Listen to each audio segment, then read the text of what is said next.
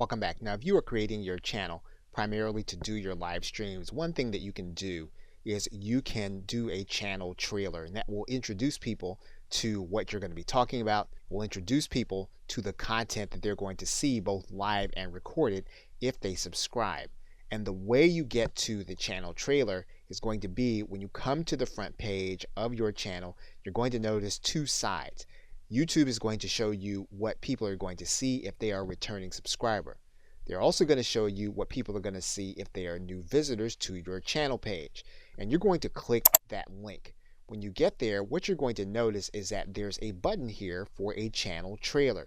And basically, this is going to be a video. Now, it doesn't have to be a live video. It's going to be a video that you're going to record, and you're going to tell people what they are about to see on your channel. And once you have that content ready, all you'll need to do is to come to this button, you'll click, and then you'll be asked to grab a video that is already on your channel. That means then when you upload the video, you're going to need to decide whether or not the video is going to be unlisted. You're going to need to decide whether or not the video is going to be public. That means then that when you upload the video, you need to decide if it's going to be a public video or if it's going to be unlisted, and you only want it to be seen on your channel trailer.